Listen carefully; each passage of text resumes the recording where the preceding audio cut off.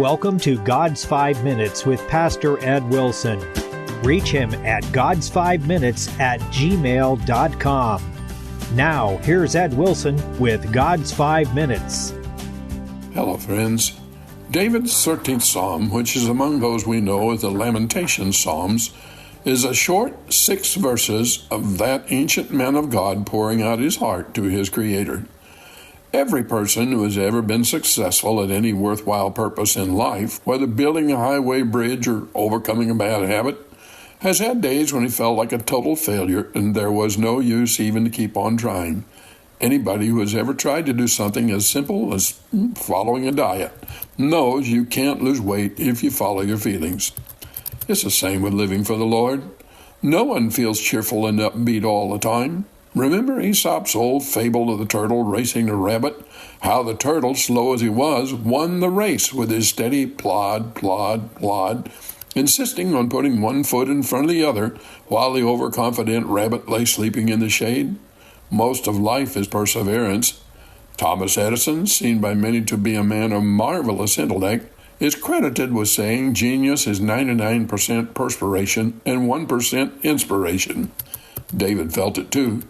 How long wilt thou forget me, O Lord, forever? And then the plea, consider and hear me, O Lord my God. To the Edisons of the world, seeming failure in developing an idea into a useful product only serves as a spur to redoubled effort, hence Edison's light bulb.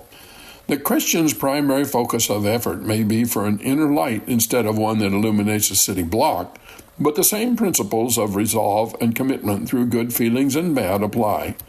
Consider and hear me is a prayer, and for that matter, so is the 13th Psalm.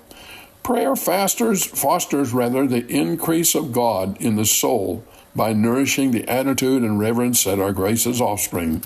Put another way, prayer is to the soul as exercise is to the body. If you want to have strong arms and legs, you must begin a program of lifting something and walking or running. At first, muscles will be sore. The temptation to perch on the sofa instead of hiking through the meadow will be strong. Even when our bodies are toned and fit, we have to push them every day, or they'll lose that edge. Christians in this world must live in an atmosphere that is spiritually unhealthy. Earth's pleasures and delights deaden the love of holy living with its call to sacrifice and duty. In another direction, the world is full of heartache and disappointment. Isn't it amazing how when some upset befalls us, the devil is ready at our elbows to assure us we may as well give up? Our spirits are too heavy, our hearts too leaden. Nobody cares whether or not we try to live right. When we have to face life's jostles, the enemy of our soul tempts us to the one decision that is certain to make our troubles worse. If you read much in the Psalms, you know how often the holy prophet, when first he kneels down to pray, finds himself full of fears and doubts, for so many of David's writings open that way. But as he poured out his soul on God's holy altar, the tenor of the psalm begins to change, and that is just how prayer is for us.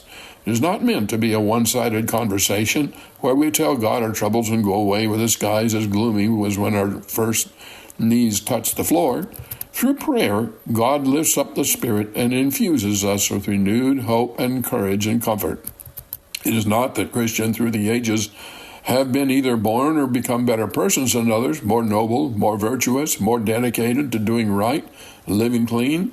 Christians are ordinary people who've learned the hidden power found in transfusions of heaven's grace into the soul that are found in the closet of prayer. Thus David closed his 13th Psalm with these sublime verses, "But I have trusted in thy mercy.